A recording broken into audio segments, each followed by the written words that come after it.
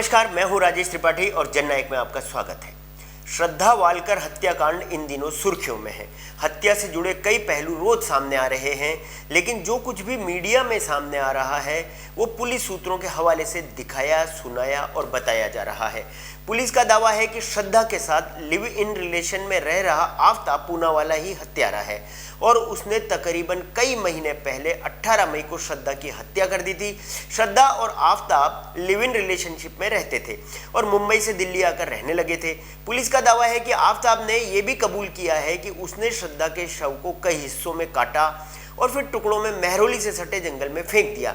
लेकिन अब सवाल पूछे जा रहे हैं कि पुलिस हिरासत में आफ्ताब का कबूलनामा और इस पर आधारित पुलिस की थ्योरी क्या अदालत में श्रद्धा को इंसाफ दिला पाएगी?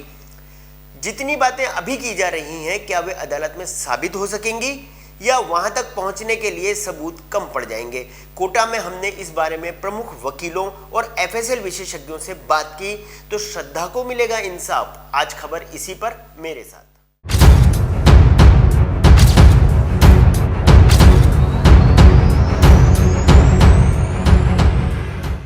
इस हत्याकांड में अभी तक सामने आई सारी बातें आफ्ताब पूनावाला के कथित कबूलनामे पर आधारित है। यह उन्होंने सीआरपीसी की धारा 161 के तहत पुलिस को दिया अपना बयान है और इसकी अदालत में कोई मान्यता नहीं होती है। कानून के हिसाब से पुलिस के सामने दिए गए बयान को अदालत स्वीकार्य नहीं करती है, लेकिन इसका मतलब यह बिल्कुल नहीं है कि इस कबूलनामे की कोई अहमियत नहीं है। इस मामले में क्योंकि कोई चश्मदीद गवाह नहीं है और ना ही अभी तक शव बरामद हुआ है, ऐसे में पुलिस के सामने हत्यारे को सजा दिलाना आसान नहीं होगा। इस मामले में पुलिस के पास परिस्थिति जन्य साक्ष्य हैं।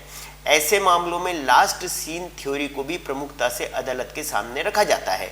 पुलिस को फॉरेंसिक एक्सपर्ट को खून और हड्डियों की जांच की मदद से साबित करना होगा कि श्रद्धा की हत्या हुई है। इस मामले में डीएनए पुष्टि और आफ्ताब के साथ श्रद्धा को आखिरी बार देखा जाना पुलिस के लिए मजबूत केस खड़ा करने में मददगार हो सकता है। दरअसल नार्को टेस्ट एक तरह से झूठ पकड़ने वाली तकनीक है, जिसमें संबंधित व्यक्ति को कुछ दवाएं या इंजेक्शन दिए जाते हैं। आमतौर पर इसके लिए सोडियम पेंटोथोल का इंजेक्शन लगाया जाता है, जिससे वह व्यक्ति अर्धबेहोशी की हालत में चला जाता है।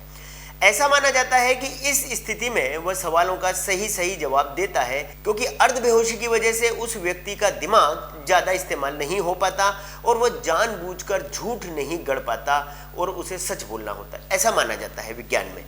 यह तकनीक वैज्ञानिक प्रयोगों पर आधारित भले ही हो, लेकिन वैज्ञानिकों का दावा है कि यह 100% सही नहीं हो सकती है। लेकिन फिर भी नार्को टेस्ट से काफ़ी कुछ जानकारियां पुलिस को अपनी जांच में मिल जाती हैं। पुलिस उसके आधार पर इन्वेस्टिगेशन को आगे बढ़ाती है। हालांकि अधिकारी ये बखूबी जानते हैं कि फॉरेंसिक तहकीकात के बाद ही इस बात की पुष्टि हो सकेगी कि बरामद हड्डियां श्रद्धा की ही हैं। पुलिस अधिकारियों के साथ साथ फॉरेंसिक एक्सपर्ट भी मानते हैं कि यह आसान काम कतई नहीं है और हर कदम पर विशेषज्ञता की दरकार होगी। वैसे नोएडा के कुख्यात निठारी हत्याकांड में भी चश्मदीद गवाह नहीं थे और अदालत में फॉरेंसिक सबूतों से तय हुआ था कि हत्याएं हुई और गुनहगारों को सजा भी मिली। जानकारों का कहना है कि खून क्योंकि न्यूक्लियस फॉर्म में होता है, इसलिए इस मामले में भी अगर बहुत गंभीरता से फॉरेंसिक जांच हो तो नतीजे हासिल किए जा सकते हैं। इसके अलावा हड्डियों का क्षरण, यानी हड्डियां बहुत देर से धीरे धीरे खराब होती हैं। अगर हथियार बरामद हो जाए और इसके और हड्डियों के कट के पैटर्न से साबित हो सकता है कि इसी हथियार से हत्या हुई है। रही बात डीएनए पुष्टि की, तो श्रद्धा के पिता या भाई के खून के सैंपल से इसकी पुष्टि हो सकती है। पुलिस को मिले शव के हिस्से यानी हड्डियां श्रद्धा के ही हैं। उधर पुलिस को आफ्ताब का नार्को टेस्ट कराने की मंजूरी मिल गई है। पुलिस का कहना है कि चूंकि आफ्ताब बार बार अपने बयान बदल रहा है, इसलिए सही जांच के लिए जरूरी है कि आफ्ताब का नार्को टेस्ट करवाया जाए। अब तक जो बातें सामने आ रही हैं उसके मुताबिक इस हत्याकांड का ना तो कोई चश्मदीद गवाह सामने आया है और ना ही शव या शरीर के हिस्सों को ठिकाने लगाते किसी ने देखा है। ऐसे में सारा मामला फॉरेंसिक सबूतों पर आकर टिक जाता है। हत्या के बाद आफ्ताब ने श्रद्धा का फोन फेंक दिया था। अब पुलिस उस फोन की तलाश कर रही है। यही नहीं, श्रद्धा के फोन से ही बैंकिंग ऐप के जरिए आफताब ने 18 मई को 50,000 रुपए ट्रांसफर किए थे। पुलिस मेहरौली के आसपास उन जंगलों की खाक छान रही है जहां पर आफताब ने श्रद्धा के शरीर के टुकड़ों को फेंका था। पुलिस का कहना है कि अब तक 10 टुकड़े मिले हैं जो हड्डियों के रूप में हैं और श्रद्धा के शव के हो सकते हैं। श्रद्धा की हत्या मई महीने में हुई थी बताई जा रही है। 6 महीने बीत जाने के बाद क्या फोरेंसिक जांचों में और फोरेंसिक विशेषज्ञों के हाथ कुछ लगेगा, ये भी एक बड़ा सवाल है। जहां तक नार्को टेस्ट के कानूनी पहलू का सवाल है तो यह जांच का हिस्सा तो हो सकता है, लेकिन अदालत में इसे सबूत के तौर पर पेश नहीं किया जा सकता।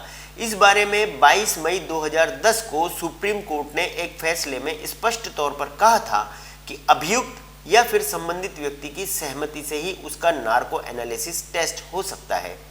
किसी की इच्छा के खिलाफ ना तो नार्को टेस्ट, ना ही ब्रेन मैपिंग और ना ही पॉलीग्राफ टेस्ट किया जा सकता है। सुप्रीम कोर्ट ने कहा था कि किसी व्यक्ति को इस तरह की प्रक्रिया से गुजारना संविधान के अनुच्छेद 21 के तहत व्यक्तिगत स्वतंत्रता में दखलंदाजी होगी। सुप्रीम कोर्ट का यह भी कहना था कि पॉलीग्राफ या नार्को जांच के दौरान जांच एजेंसियों को मानवाधिकार आयोग के दिशा निर्देशों का सख्ती से पालन करना होगा। ऐसी ही खबरों के लिए देखते रहें जननायक, पढ़ते रहें जननायक। और यूट्यूब पर तो हैं ही हम आपके साथ, इसके अलावा आप हमें फेसबुक पर, इंस्टाग्राम पर, ट्विटर पर, टेलीग्राम पर, व्हाट्सएप पर और लिंक्डइन पर भी मिल सकते हैं। सभी जगह पे आप हमारी खबरों को देख सकते हैं। खबरें अच्छी लगें तो आप लाइक करें, शेयर करें और हाँ, चैनल को सब्सक्राइब जरूर करें ताकि हम जो खबरें आपके लिए बना रहे हैं वो आप तक तत्काल पहुंचती रहें। धन्यवाद।